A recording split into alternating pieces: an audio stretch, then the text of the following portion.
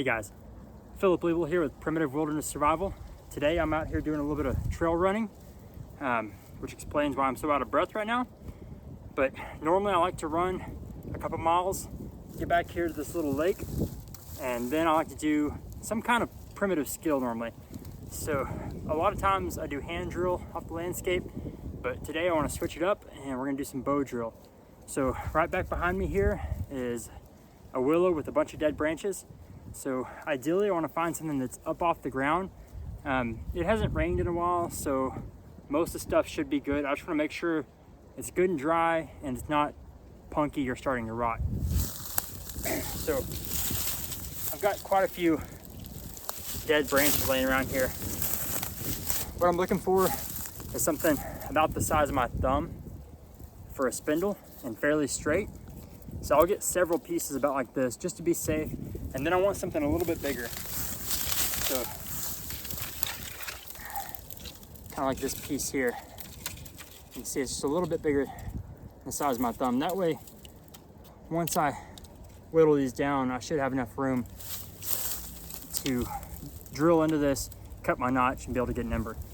And if not, I have plenty of bigger wood up here. I just want to make sure that this is not too punky, so I'll pull some of this bark off and check it, and it seems to be a pretty good integrity. It's not getting punky yet, but it's nice and dry and kind of soft, so it's about the consistency I'm looking for. I like to, if I'm using a pocket knife like I am today, because I just have whatever's in my pockets, normally I'll try to get to as close to the size as I can of the finished product, if that makes sense. That way I don't have to do a lot of work to get it down to the size I want. So I'll find stuff that's about the size I need. I'll get several of them just to be safe, and then we'll go set up and see if we can't get a fire. Okay, so I'll go ahead and show you guys what I carry with me while I trail run most of the time. I'll carry my Opinel pocket knife, and then I have about 6 foot of paracord, a Bic lighter, and a ferrocerium rod in this little pouch. This pouch is made by Tough Possum Gear. And it's really great because I can throw my stuff in here and not have to dig everything out of my pockets and find the stuff I need. I know what's in this pouch, and I know where my pocket knife is because I always have my lanyard dangling out. So the next thing I need is a green, fairly straight piece of wood, again about the size of my thumb. So this piece here will be perfect. I'll use this thinner section for my bow, and then this thicker section down here I'm going to use for my bearing block. I'll go ahead and cut this off fairly low.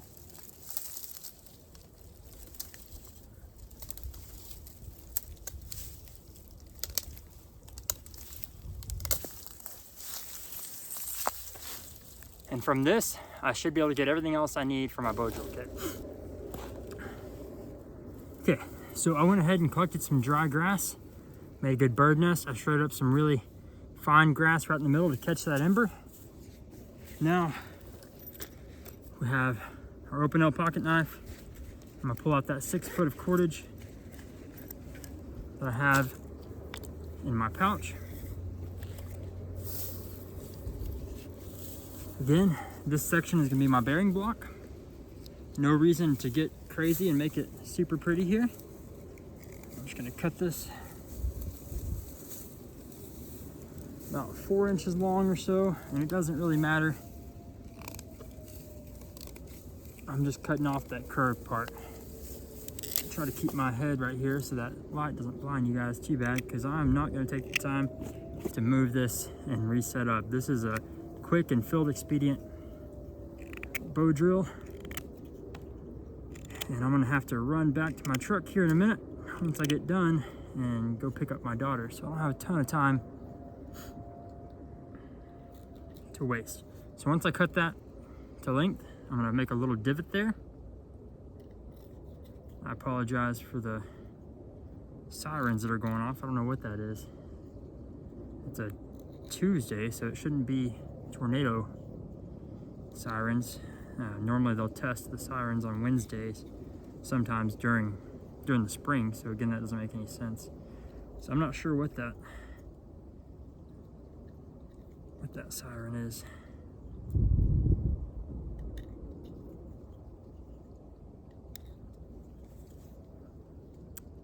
I'll just make a little divot there, and I'll try to screw over and keep my head right here so you guys don't have to stare at the glare from the sun.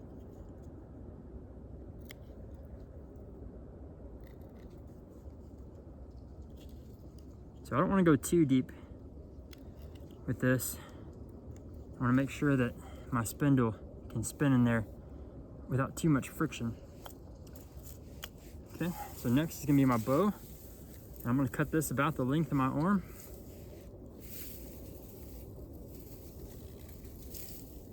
No reason to go any longer, since I can only stroke the length of my arm. Going any longer is just excess.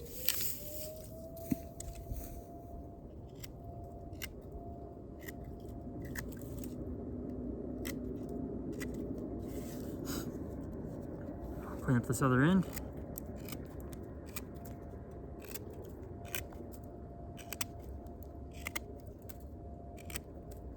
So this is mostly in real time. The time from when I collected the materials and the bird nest and cut all of this has only been a couple of minutes. So we're gonna see how quickly we can get a bow drill off the landscape. Not nearly as quickly as I could a hand drill off the landscape, I know that much. That's what I love about hand drill in this area, is we have a ton of yucca. And while I'm running, I can just stop, grab some yucca stalks, and get us a bow drill, I mean a hand drill. So normally I keep a bowline knot in this. I'm just gonna do a quick little slip knot on there. It's gonna cinch down. I just cut a notch into this. That's gonna cinch down nice and tight. I'll cut another little notch here. So I just roll around this stick and then I cut back towards it. So that first cut I just made is a stop cut. And it doesn't have to be pretty. It just keeps that cordage from slipping back. So the way I do this normally, I'll pull it pretty tight. That's why I like a green branch, but not one that's super flimsy. So I like a little bit of tension, or a little bit of flex, so that it's almost like a self-tensioner. And then I can pull this pretty tight, and I'll hold that with my thumb. I'll wrap around and pull that cordage back under it. And this is the same way I do my bowstrings. I'll just leave one end with a loop, and then I'll just tie off the other end on my primitive bows, much like the Cherokee did, and leave it tied on there. So once I go under, I'm gonna wrap my excess back this way. And when I run out of cordage, I'll just go under that last wrap and tighten it down.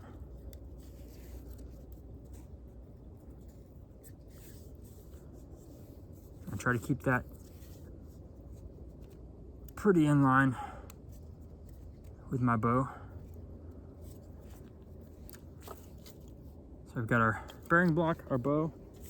Now I want to find a piece of this willow that's pretty straight and not too punky. So I want to make sure it has some good integrity, that I can't just flake it away with my thumbnail. And this seems pretty good. I'll debark it real quick.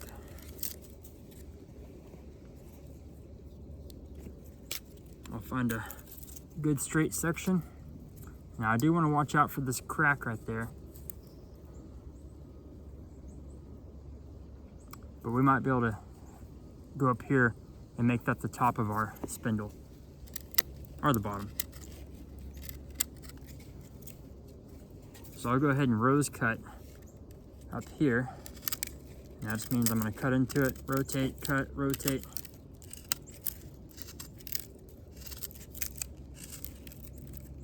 Call it a rose cut because on a nice live piece of wood, or one that's not quite as dead as this one, whenever you get done, it'll look like a little rose. And you can almost see it. That was really quick and ugly, but it gives you the idea of the name. So normally I'll go kind of one of these hang 10 things, so probably about 8 inches. I'm gonna go just a hair longer, just get past that crack for this one. And then we can work it down and see what we got. And again, I'm just gonna rose cut around this.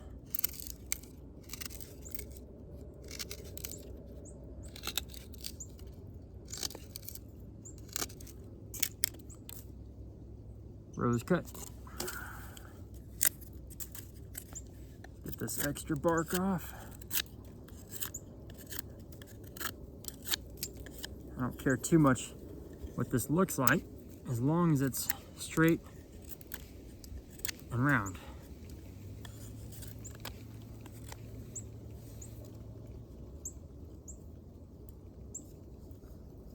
So this is gonna be my bottom side. It's really nice, good looking wood.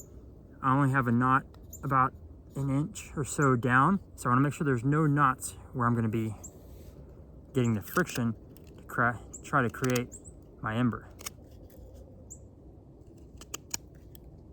I'll go ahead and blunt this off a little bit. There are a few small bug holes in here, but I think we're gonna be okay. If this is a life or death situation, I might cut another piece, but I'm a little strapped for time, so we're gonna roll with it. I'll show you guys, I don't know if you can see the tiny little bug holes. Now, this end, where I have these knots up here, I'm just gonna kind of bevel that down. Nice, smooth transition. So imagine this is a pencil, this can be my point, the sharp side, this can be my eraser. So I'm gonna make this a little sharper. That way I reduce friction up top where my bearing block is gonna be. I wanna reduce friction up top, increase friction on the bottom. Friction creates heat, heat creates our ember. So I'll just keep rotating this around. And if I can get a knot right on the tip of it, that's what I want to do, because knots are going to be about 50% harder. The wood on each side of it's going to be about 50% harder than the rest of the wood. So again, that really hard wood right there is going to help reduce friction up top, because it's not going to grip as much. It's going to be really hard.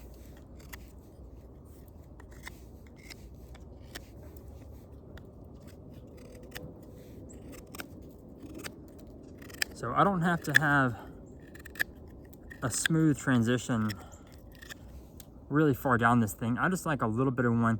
That way once I start drilling, it doesn't shoulder out. You know, that I don't start getting friction on the sides there.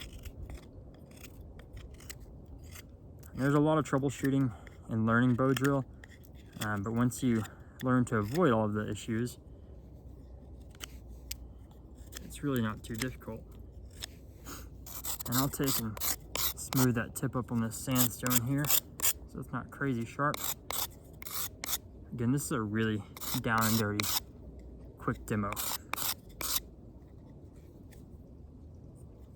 And that's what I'm going with for a spindle. So now all I have left is to create my fireboard. So I want something a little wider than my spindle. You see how that stuff is flaking off? This piece is a little too far gone. Okay, it's getting a little punky. This is a little too soft. So I'm gonna discard that right now and grab another piece that I collected.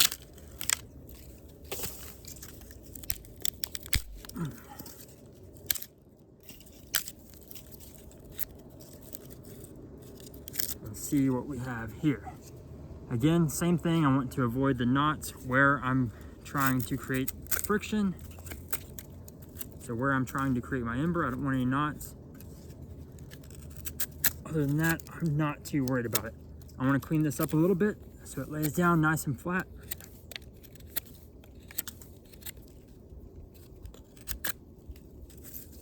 creating a nice flat surface. It'll lay down on this rock without wiggling or wobbling around, because that's how you lose your dust and lose your ember.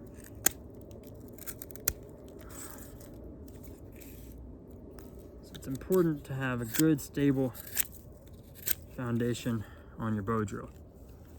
So I flattened that off pretty good. I'm gonna flip this over. Basically just cleaning this bark off on the top side and finding a good place to start drilling.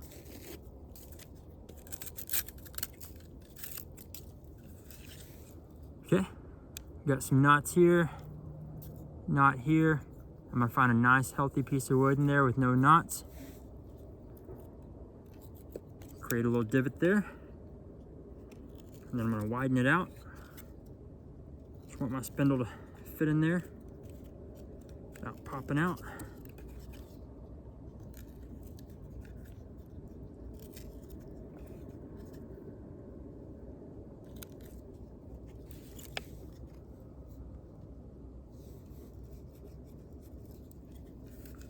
And then we'll hope that these fit together okay. I have enough room for a notch. I can carve this down just a little bit. Give myself a little more room. It's not gonna hurt anything. In fact, it'll give me a little mechanical advantage because I'll have more spins down here for every rotation I make on this slightly thicker area. So I don't see any issue with beveling this down just a little bit. And I'll know I have enough room.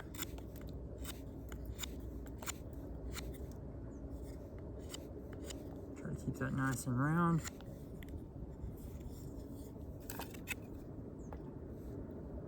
All right. Now we are ready to make fire. So I'll get this over here where you guys can see it. Yeah, you can see that. I'll flip it around. See this grass out of my way.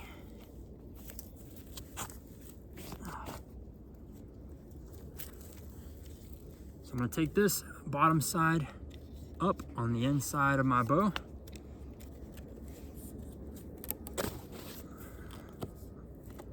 Flip that into place.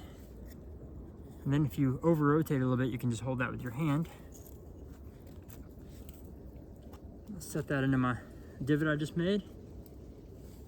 I'm gonna lock my hand nice and tight against my leg here and get one solid point of contact here. So I'm nice and stable.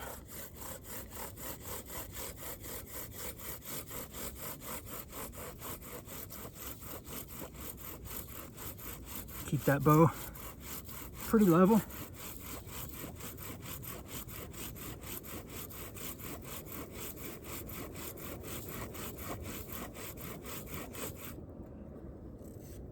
All right, so I'm burned in pretty good there.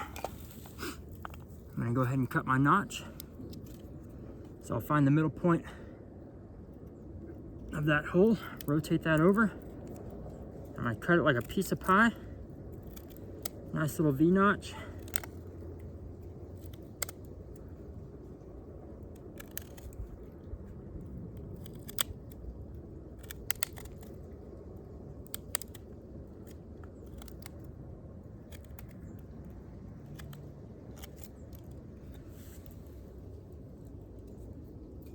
Like so.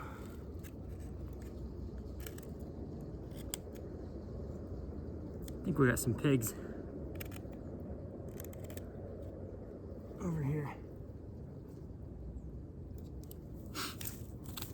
I'm gonna take some of that bark that came off, catch my ember.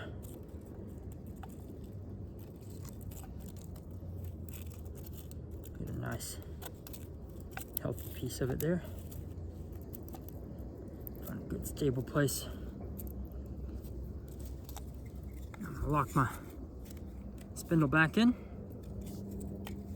And I'm actually gonna try to find some kind of green vegetation that I can put in this bearing block and reduce that friction a little more. So now that I've burned in, it's heated up, and it's smoking like crazy. So I'll take some little green pieces of vegetation laying around, and I'll put those straight into that hole.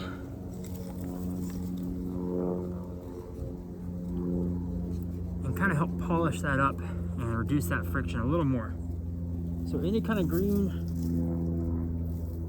little plants that are laying around, I'll just drop some leaves in there. And just get rid of that friction.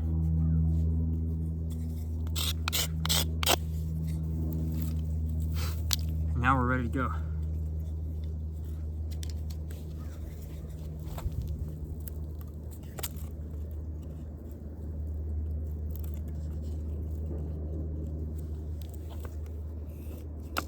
Locked in. Make sure my bow stays pretty level.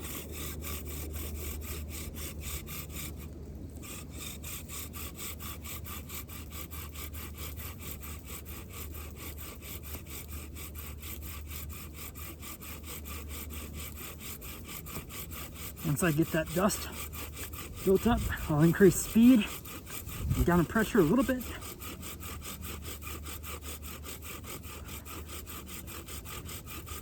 I have an ember, but I'm gonna go a little more just to give me a really big ember.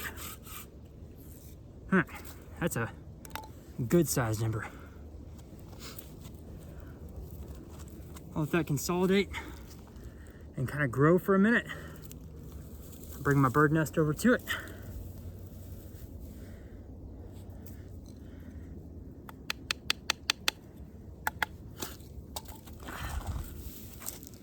Make sure that wind doesn't get it too much. So you can see it smoking here.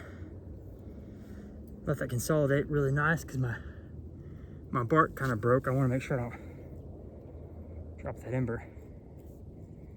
So I'll carefully dump it right into the middle of that bird nest.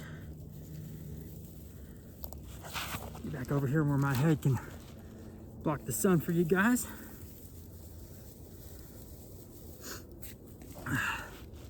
I'm out of breath, have a lot of moisture in my breath, been sweating. So instead of blowing this, I'm just gonna kind of go back and forth with it.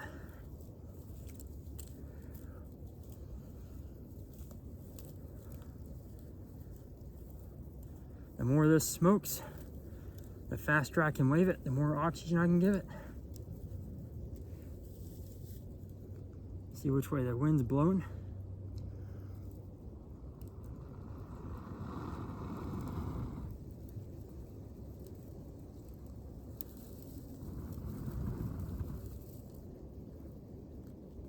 All right, so that's a quick down and dirty bow drill off the landscape.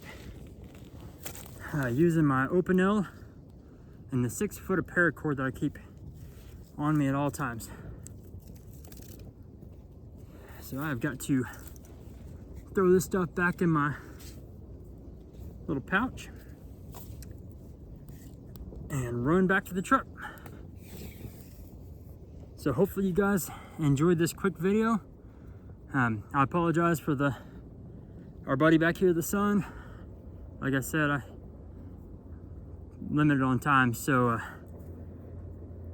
really want to do this in real time the best I could.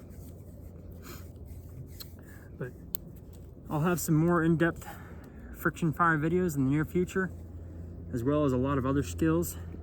I'm trying not to burn my jogging pants here. So go ahead and like and subscribe, follow along, so we're gonna have some really good videos coming in the future. Thanks for watching, guys.